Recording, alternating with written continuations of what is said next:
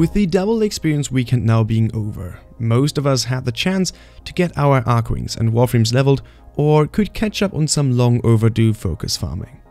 If you had the time, you may have even checked the Twitch directory for some entertainment during all the grinding, only to see that many more people were watching streams this weekend. That's right, Digital Extremes tried out a new version of the infamous Twitch drops after the system got a major overhaul this year. Maybe you still remember the time around November-December when the release of Fortuna and its 2.0 update around the end of the year brought many new players to the game and got the attention of even more on Twitch. To incentivize players around the globe to go out and watch some Warframe and therefore give the game a little bit more exposure, DE had a system in place that gave you a random drop reaching from Nightane all the way up to a fully crafted Nidus or even Korra. However, admittedly, most of the times you received 7,500 credits, which at times was so annoying that the community straight up turned it into a meme. A solution had to be found, because not only was it disappointing for viewers to receive items they never needed, but it also encouraged you to leave your PC on for days. The way it worked was that for each full hour that you watched a stream of your choice, you'd get a random drop with no maximum limit of how many you can receive. Of course, you'd want some of the super rare ones, so you'd leave your PC running overnight to keep ramping them up. Not particularly resourceful.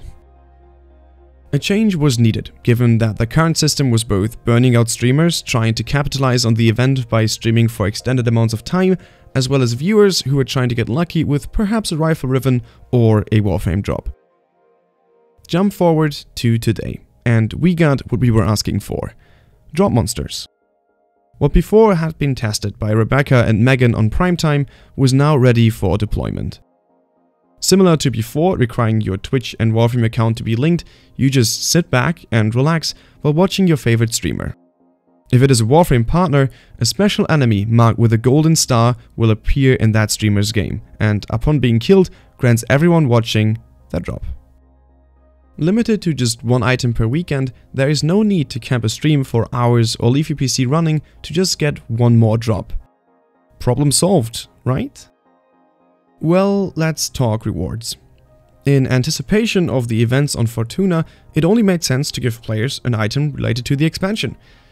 But a K-Drive poster? I wouldn't necessarily call that an incentive, but I mean, hey, it's free. Of course, the loot table for the Twitch drops had to be nerfed, due to everyone being guaranteed a drop as soon as the streamer kills the enemy. But come on, DE. A poster for K-Drives? What about providing toroids for the viewers that they currently need to craft their Zarian arc gun, or a Floof plushie to decorate their orbiters with?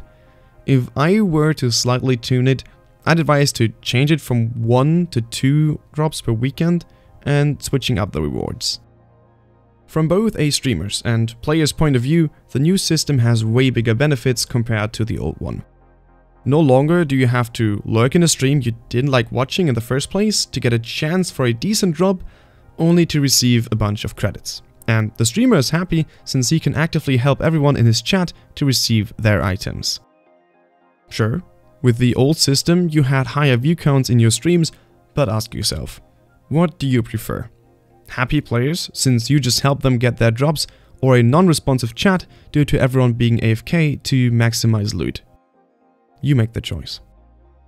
I feel like it is the best of both worlds. DE heard what problems and concerns we had and figured out a smart system to combat that. They could have easily left the old system in place, adjusting it only slightly to minimize work, but they chose not to and rather gave us a cool new version of it that incorporates both sides of a stream's end.